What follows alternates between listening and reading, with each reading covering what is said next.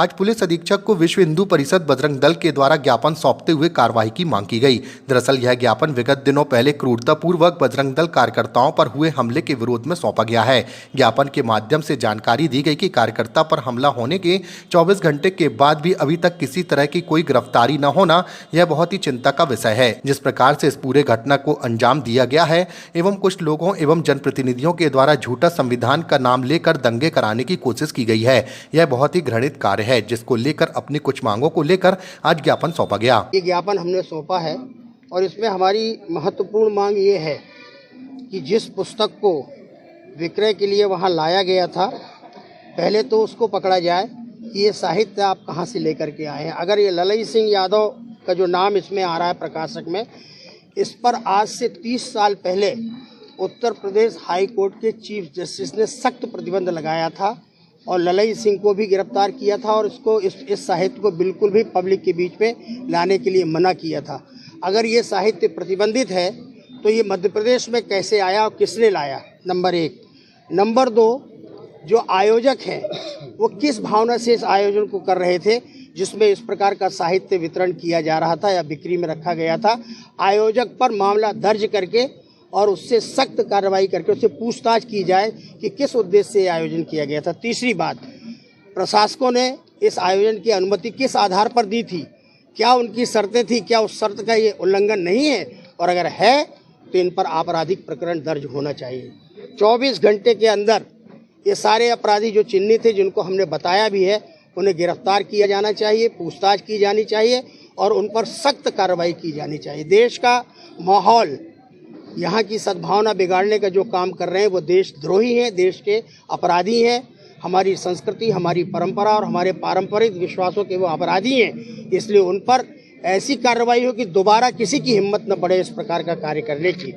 बस। और तीसरी महत्वपूर्ण बात इसमें यह है कि हमारे नगर का एक महत्वपूर्ण मंत्री, पूर्व मंत्री, वर्तमान में विधायक, वो अनर्गल प्रलाप कर रहा है। संविधान की किताबें उनके हाथ में है, वो दिखा रहे हैं कि हमने संविधान के पन्ने जिन्होंने ये किताबें दिखाई उन पे अनर्गल प्रलाप कर रहे हैं कि इन्होंने संविधान जलाया। हम संविधान विरोधी नहीं है, हम भारत के संविधान को लोकतंत्र की गीता मानते हैं और जिसे हम गीता मानते हैं वो हमारे लिए आदरणीय है। और इसलिए किसी भी व्यक्ति ने संविधान का अपमान नहीं किया है। अनर्गल प्रलाप करने वाले उस विधायक पर भी कार्रवाई होनी चाहिए और नहीं होगी तो जहाँ से होगी, जैसी होगी, उसके लिए हम तैयार हैं, क्योंकि प्रशासनिक अधिकारी जल्दी से हमारे जनप्रतिनिधियों पर हाथ नहीं डालते हैं, लेकिन ये अधिकार उनको है कि अगर वो अपराधियों का साथ दे रहे हैं, वो देशद्रोहियों का साथ दे रहे हैं और वो दंगे फैलाने जैसी, भड़काने जैसी वाली बात कर रहे हैं, तो वो भी अपराध की श्रेणी में आते हैं। इसलिए उनको भी बुलाया जाए, उनसे भी पूछताछ की जाए और अगर मामला दर्ज होता हो तो उन पर भी मामला दर्ज किया जाना।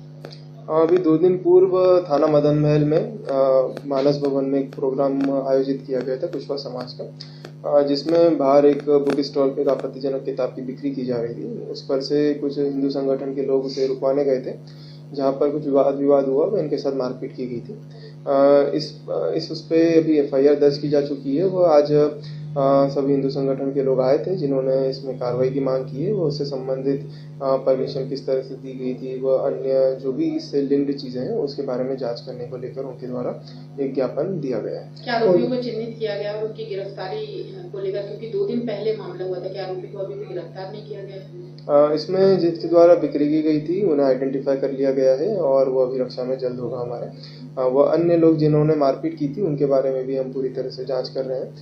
प्रथम दृष्टया वो लोकल नहीं नजर आ रहे, हो सकता है पहचान में अभी इसलिए नहीं आ पाए हैं, लेकिन जल्द इनके खिलाफ कार्रवाई की जाएगी। ये जो बुकें हैं, कौन सी बुकें थी जो फाड़ी गई और आपत्तिजनक थी? किताब का नाम सच्ची रामायण नाम से है, जो इन्होंने वहाँ पर खरीदी हुई थी, जो वहाँ से बिक्री हो रही थी। और ये जहाँ तक इसमें कुछ आपत्तिजनक बातें थी, इसके कारण पूरा विवाद हुआ।